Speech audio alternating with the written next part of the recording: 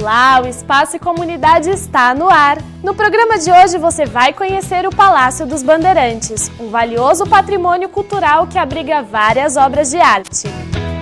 Um ato de solidariedade, a Casa de Cultura Água e Vida promove uma série de atividades para a população carente da região. No quadro Palco desta semana tem o grupo guarulhense Pirou de Vez, agitando a galera com muita música e bom humor.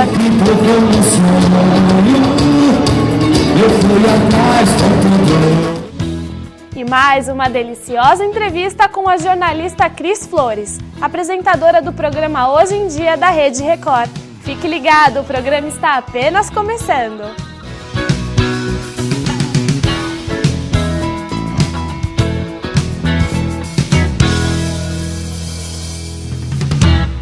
O Palácio dos Bandeirantes começou a ser construído em 1955 para abrigar a Universidade Fundação Conde Francisco Matarazzo. Em meio a diversos problemas financeiros, a obra ficou impossibilitada de ser acabada. Em vista disso, foram iniciadas negociações com o governo do estado de São Paulo. E a partir de 1970, o Palácio dos Bandeirantes passou a ser a sede oficial do governo. A primeira concepção arquitetônica do Palácio dos Bandeirantes ocorreu em 1938, de autoria do arquiteto Marcelo Piacentini. Poucas pessoas sabem, mas o Palácio dos Bandeirantes possui um rico acervo artístico. Entre as paredes do palácio é possível acompanhar mais de 4.000 obras, quadros de pintores neoclássicos como Di Cavalcanti, Portinari e Tarsila do Amaral. O local foi planejado para abrigar uma instituição de ensino denominada Universidade Comercial Conde Francisco Matarazzo. A sede do governo do estado de São Paulo foi transferida do Palácio dos Campos Elíseos, em 1963, em 1964, para aqui, para o Palácio dos Bandeirantes, aqui no Morumbi. E desde essa época funciona aqui, quer dizer, na verdade esse palácio tem a função administrativa e residencial do governador. Em meio a uma arquitetura esplêndida, o Palácio dos Bandeirantes mantém um rico acervo de obras e exposições. Esse acervo são cerca de quase 4.000 obras, de fundamental importância do ponto de vista histórico e artístico. Outras curiosidades como o Salão dos Pratos, Salão Barroco e Galeria dos Governadores podem ser visitadas pelo público com horário marcado. E além dessa série de pinturas e esculturas de arte moderna, nós temos também aqui um mobiliário artístico brasileiro bastante importante também, em estilo barroco, e alguns móveis também que foram fabricados pelo Liceu de Artes e Ofícios de São Paulo nas décadas de 60 e 70. Preservação não é só conservação dessas obras. Então esses espaços hoje estão voltados para a comunicação com o público. A preocupação é promover o maior acesso à população dessas obras.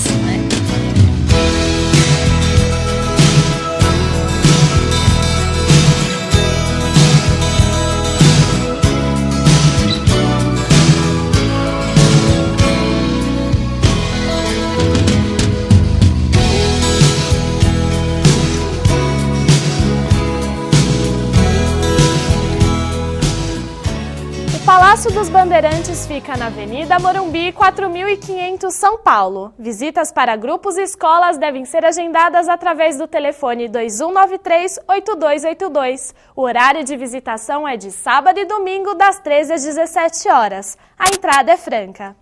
A Casa de Cultura Água e Vida foi fundada em 2001 com o intuito de atender a população carente da região. Diversas atividades são ministradas todos os dias, levando cultura e lazer aos usuários do local. A Casa de Cultura Água e Vida surgiu em 2001 com o intuito de oferecer um espaço onde fosse possível desenvolver um trabalho social com a comunidade da região.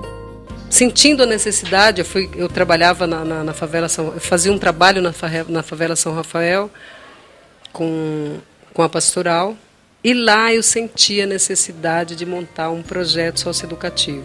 Entre as diversas atividades oferecidas pela casa está o Tai Chi Chuan, que, segundo o professor Ademilson César, traz inúmeros benefícios, principalmente à terceira idade. Os benefícios do Tai Chi Chuan, primeiramente a gente vê assim que é se integrar, né? A palavra já diz assim, é o caminho do meio, né? O caminho de se encontrar com si próprio. Então a gente busca muito isso, a gente se afasta muito da nossa essência, que é a criança que tem dentro de cada um, a espontaneidade do ser humano. E começa dessa forma a ter problemas físicos, tensão muscular, problema de respiração, ansiedade, medo, angústia, depressão. Então a linha de Tai Chi que a gente ministra é uma linha de Tai Chi assim para trabalhar o lado terapêutico mesmo do ser humano, né? Para ele se encontrar com ele mesmo.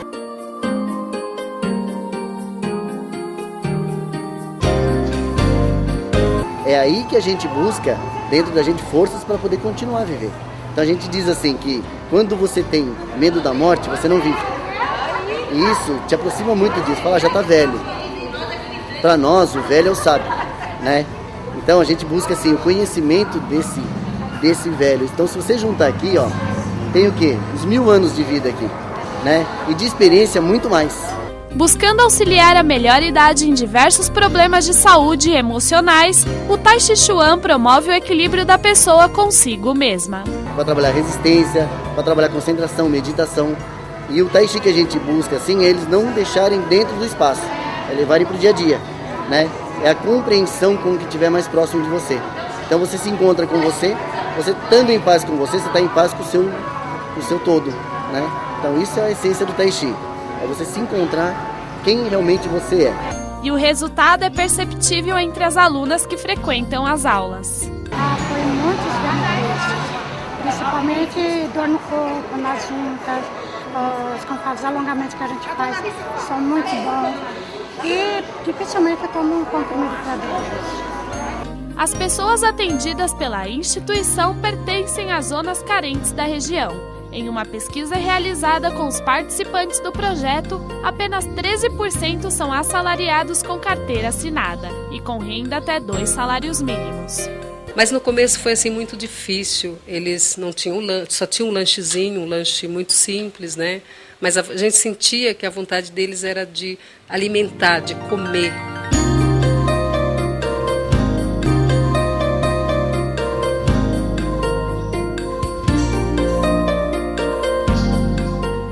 Para vir para cá, a gente exige estar estudando, eles têm que estar estudando, e aí eles vêm para cá na parte da manhã. Quem vem na parte da manhã, chega, toma o café da manhã, vai para as atividades. Nós temos handebol, futebol, capoeira, tocam violão, flauta, então quer dizer, tem todo um acompanhamento com os profissionais.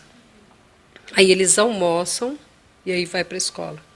Aí, à tarde, do mesmo jeito, tem uma outra turma que chegam, almoçam, fazem todas as atividades que tem para fazer e aí vai para casa.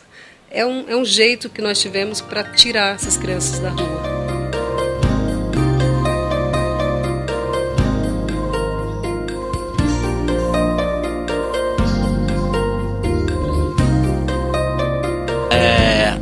Com as crianças, como a Luz mesmo falou, né, a gente tem várias atividades de reforço escolar, canto, música, dança, que é o projeto Cantinho Feliz, que a gente tem uma parceria com a Fundação Municipal da Criança e do Adolescente, que é a FUNCAD.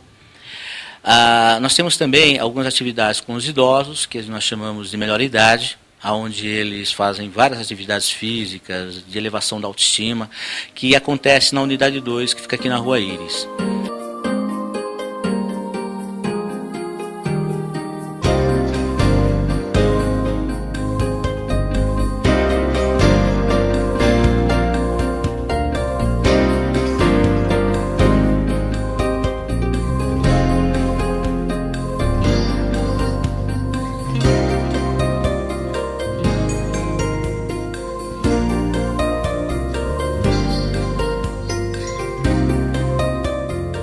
Criança vai aonde tem divertimento e diversão, mas ela fica aonde existe amor. Então é uma coisa que a gente tem muito aqui para nós, tá? Então onde tem amor, eu acho que as pessoas ficam.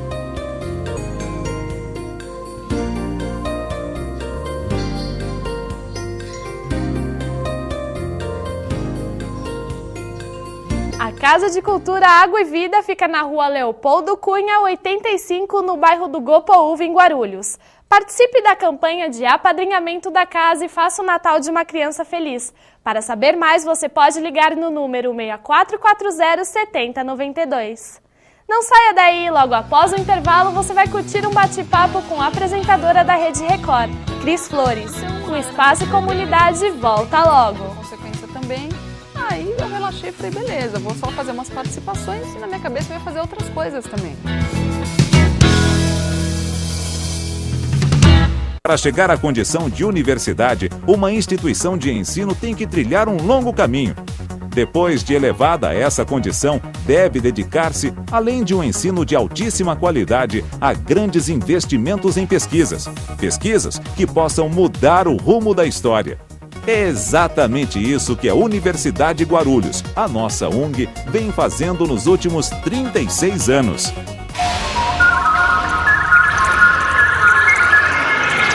UNG, sua universidade, sua carreira.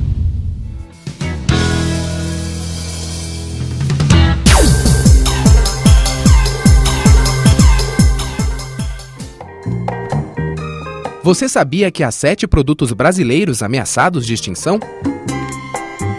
O primeiro deles é o umbu, que pode ser consumido cru ou em forma de doces. Plantadores na Bahia se uniram para produzir e vender subprodutos dessa fruta, principalmente no exterior.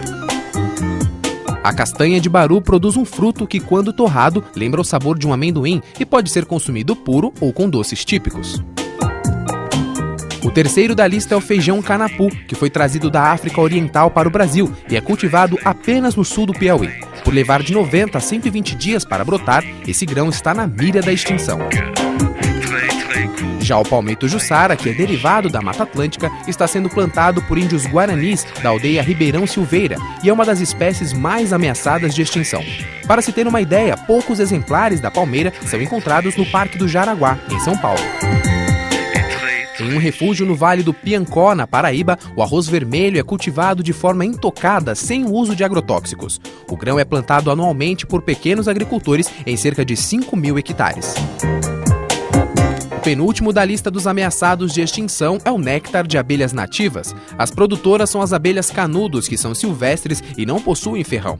Além de polinizarem grande parte da flora na Amazônia, elas vivem em aldeias de índios e lá produzem um mel raro e aromático. O último da lista é o guaraná sateré maué. As sementes desse fruto são coletadas e plantadas por índios, que também preservam o bastão feito da torra das sementes que são defumadas. Pois é, até os alimentos estão ameaçados de extinção.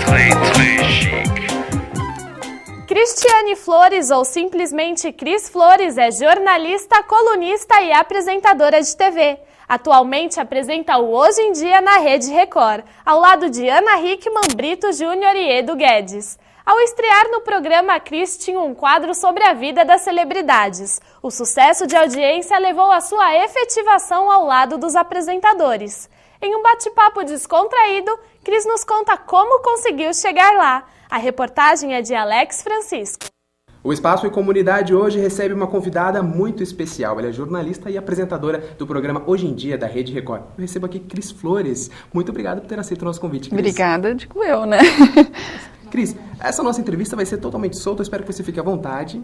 E uma pergunta que é de praxe, tem que começar com ela. Como começou a sua carreira? Quando foi o início?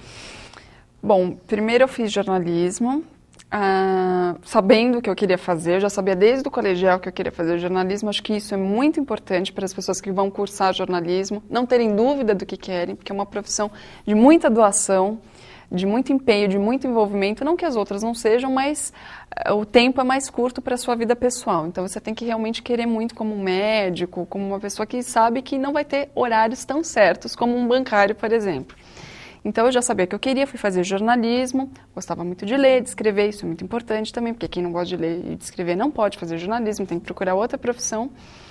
E aí fui assim, foi de emprego em emprego. Duro, para quem está no mercado, é o primeiro emprego. Depois, você vai ali, já trabalhou com um, já trabalhou com outro, um te indica, você vai e já tem um currículo para mostrar. Mas eu comecei com assessoria de imprensa, depois eu fui para jornal, depois eu fui para revista, e depois acabei na televisão, de paraquedas, mas acabei.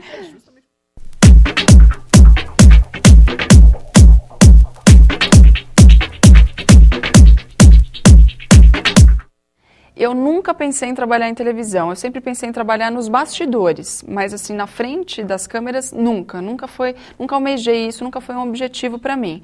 Eu sempre gostei muito de escrever, então na minha cabeça, eu ia ser editora de revista, já estava como tal, para mim estava ótimo, estava adorando e achava que ia morrer dentro da Editora Abril ali, fazendo revista.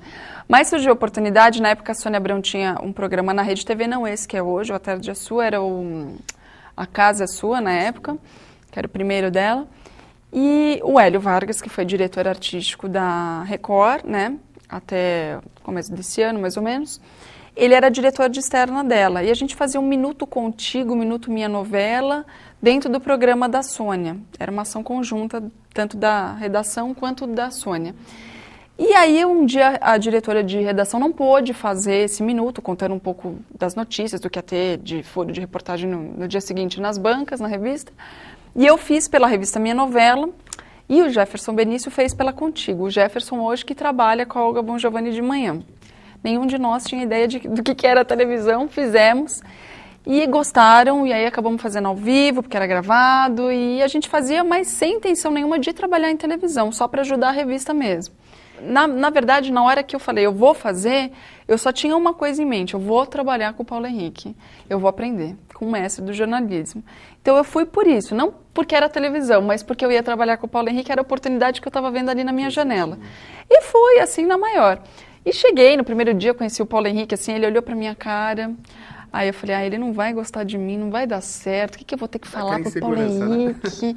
Esse cara é muito culto, o que eu vou conversar com ele? E ele sabia todas as fofocas de celebridade, ele lia tudo. Ele olhou pra minha cara e falou, você, hein, fofoqueira com esse óculos aí, parece uma professora de geologia falando de fofoca. A gente começa segunda-feira. Eu falei, mas era uma quarta-feira, assim. Eu falei, mas você nem fez um teste de câmera comigo, um piloto, nada. Ele falou assim, ele falou, tô muitos anos na profissão, eu sei que é bom, que é ruim. Segunda-feira vai estar o programa no ar, você vem aqui sábado, domingo, porque nós vamos gravar o piloto. E ficou, hoje eu me dou super bem com ele, aprendi muito com ele. Ele puxa a orelha na hora certa. Mas foi ótimo. E aí depois eu saí, porque o programa acabou, também entrei de licença maternidade, e aí, hoje em dia, quando aumentou de espaço, me chamaram para eu voltar, e eu voltei.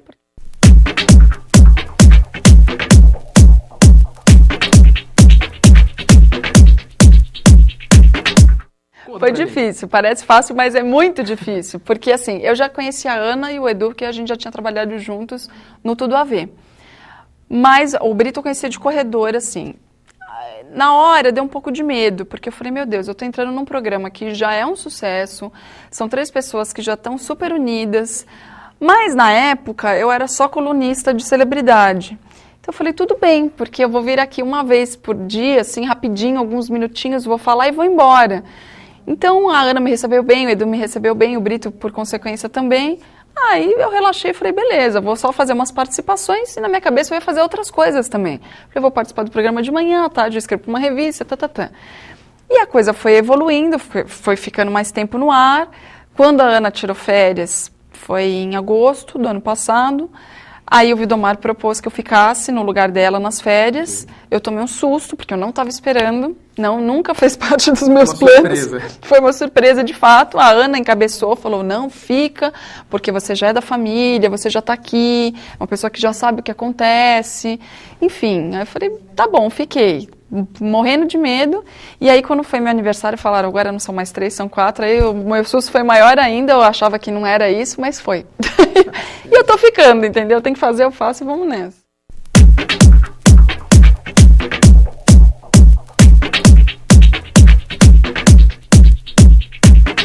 Você pode também fazer manipulação de massa com jornalismo e fazer alguma coisa séria com entretenimento. Isso depende muito de quem está dirigindo, de quem está ali apresentando, de quem está assistindo. Então, é que televisão é muito difícil, porque você não sabe quem está do outro lado. O perfil é muito abrangente. Eu nunca sei de manhã para quem eu estou falando, porque tem criança, tem pessoas da terceira idade, tem mulher, tem homem, tem classes A, B, C, D e E. É um programa que atinge toda a família brasileira, todo mundo. Você vai, assim, no shopping mais chique da cidade, de São Paulo, e as pessoas falam, eu assisto esse programa, eu gosto muito, aquela senhora cheia de joias e tal. E se você for na periferia, as pessoas vão te receber com o mesmo carinho e vão falar que assistem o programa. Então, você não sabe para quem que você está falando. Então, é mais difícil manipular nesse caso, porque como você não sabe quem é, né, você tem pessoas com alto índice de cultura e pessoas que nunca tiveram oportunidade de estudar. Dá para manipular? Dá para manipular. E vai dar boa intenção de quem está fazendo e de quem está recebendo também.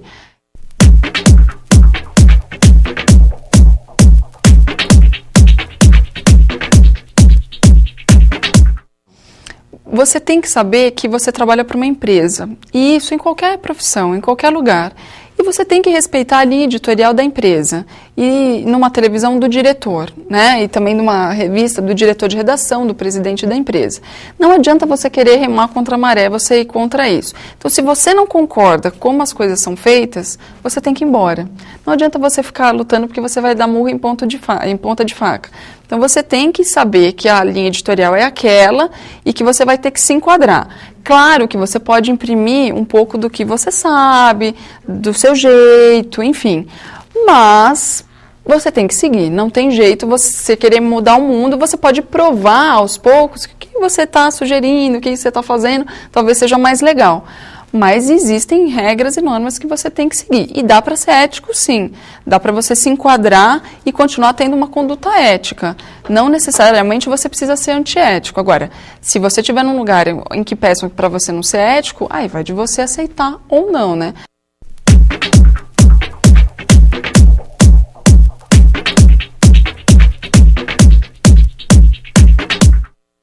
Eu acho que o novo jornalismo, ele tem que ser assim.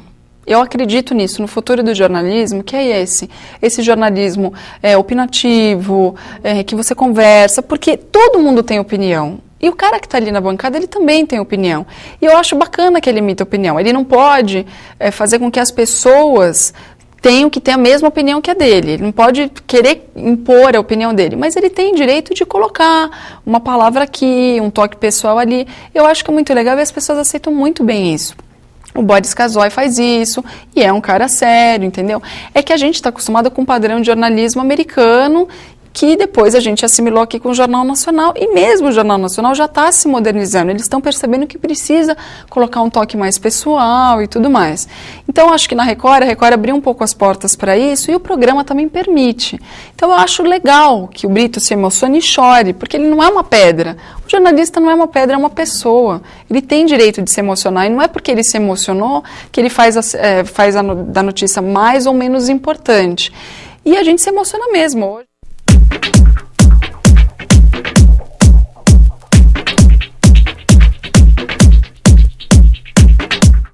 Não tem muita, não. Qual é a relação da vida pessoal com a profissional? É possível conciliar as duas? É possível conciliar, mas você sempre vai sair perdendo de algum lado. Então, você tem que ter consciência disso, que ao escolher essa profissão, você vai perder em algum momento. Então, se eu estou aqui hoje, eu não estou agora com meu filho, eu não estou agora com meu marido. Amanhã, se eu escolhi estar com meu marido ou com meu filho, eu escolhi não estar num evento que eu poderia estar ou ganhando dinheiro, ou fazendo uma presença, enfim, ou na festa de uma amiga. Não vou porque eu tenho um trabalho para fazer. Então, você tem que fazer concessões, mas a vida é feita disso, né, de concessões. E é uma profissão que exige muito, principalmente no início de carreira, em que você tem que dar tudo de si, mostrar seu trabalho. E as redações são assim, né? Porque jornalista não tem hora extra, não ganha hora extra, entendeu? Então, o fechamento, eu já virei 2 dias em redação fechando revista, especial, disso, daquilo, tal, sem ganhar hora extra. Mas ganhando o resultado final, de olhar para aquela revista e falar que legal, fechei essa revista, que resultado bacana e tudo mais. Porque eu gosto disso. Agora, a pessoa que não se envolve a esse ponto de fazer a concessão, ela está na profissão errada. Se ela quer bater cartão e ter um horário todo dia, porque uma coisa é você não ter todo dia, ou você ter um dia e não ter. Agora, se você quer ter horário todo dia, ter uma vida assim, eu tenho meus finais de semana, meus feriados, aí a profissão é outra. Jornalista, difícil, mesmo assessoria de imprensa é difícil.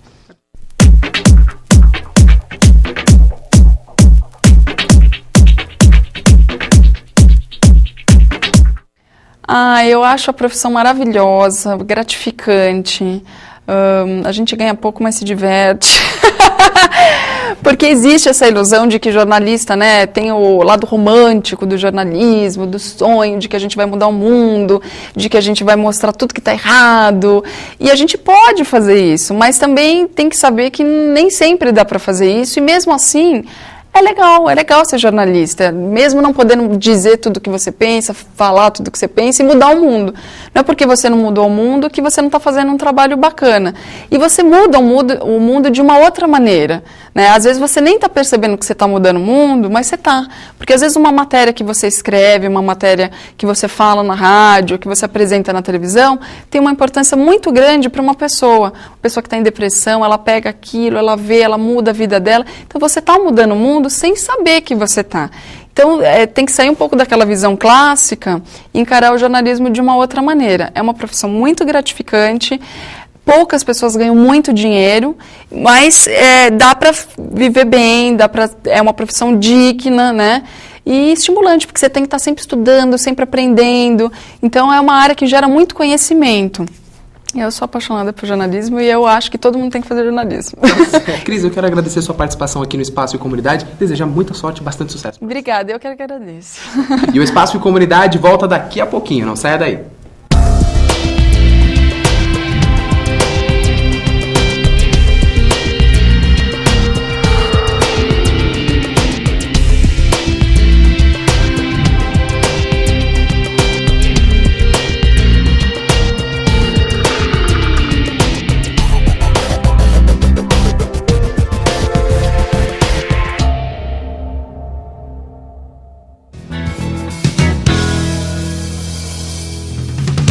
Para chegar à condição de universidade, uma instituição de ensino tem que trilhar um longo caminho. Depois de elevada a essa condição, deve dedicar-se, além de um ensino de altíssima qualidade, a grandes investimentos em pesquisas. Pesquisas que possam mudar o rumo da história. É exatamente isso que a Universidade Guarulhos, a nossa UNG, vem fazendo nos últimos 36 anos.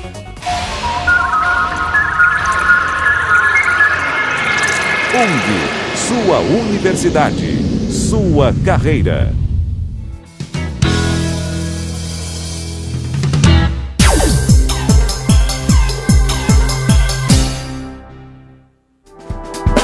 No Brasil, há crimes de mais e punições de menos. Em 2006, foram cometidos 46.660 homicídios e apenas 12% deles são processados e julgados. Há uma certa incoerência nas leis. A pena mínima para homicídio qualificado é de 12 anos, enquanto a de sequestro com lesão corporal grave é de 24.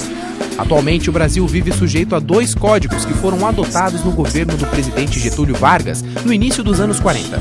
Será que uma reforma pode desacelerar a escalada da violência? O Grupo Pirou de Vez surgiu em 2005 e se chamava Grupo Elci Rose. Após algumas solicitações, decidiram mudar de nome e tiveram uma ótima aceitação do público. O estilo musical do grupo é o pagode. Em seus shows cantam músicas de grandes nomes do meio como Jeito Moleque, Exalta Samba e Inimigos da HP.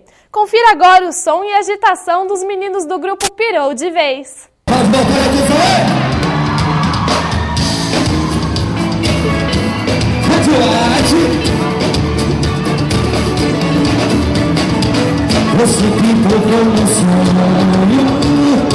A de bebida e tal tava meio que atrapalhando em relação a isso.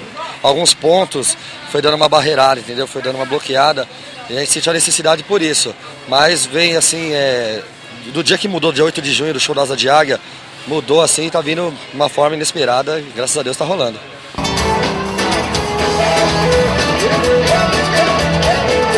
Todo músico assim passa por um monte de dificuldade e tal. E a gente tá acontecendo assim que tá rolando, tá difícil, mas tá acontecendo tudo no caminho certo, graças a Deus. A gente é bem querido, ainda mais em Guarulhos, né? A gente é daqui de Guarulhos, tá sendo bem querido. A gente faz também turnê já fora do Brasil aí, já em Londres, Nova York, Japão, tudo que você imaginar aí, tá brincando. E aí agora essa trajetória assim tá sendo uma coisa bem suave, bem tranquila, assim, com muitos trancos e barrancos, mas nada que dê pra gente desistir. Vamos seguir em frente que vai dar certo, se Deus quiser. Fiz o homem que sou e hoje vai mudar tudo. Renatinho do Cavaco, Eduardo da percussão, William, violão, Camilinho, percussão, Diego, percussão e Flávio, baterista. Você viu, aqui é a escola de samba, é só percussão.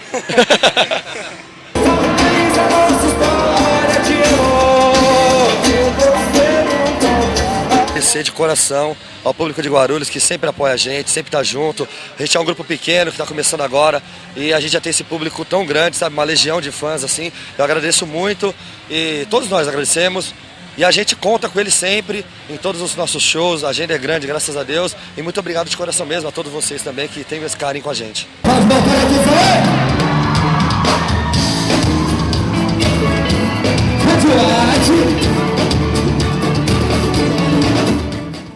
Presença japonesa na arte brasileira, da figura à abstração. É o tema da exposição que reúne 40 artistas japoneses e nipo-brasileiros, que você viu antes dos intervalos. A exposição está no Palácio dos Bandeirantes. O Espaço e Comunidade fica por aqui. Na próxima semana tem mais informação, cultura e entretenimento para você. Um grande beijo, até o próximo. Tchau, tchau!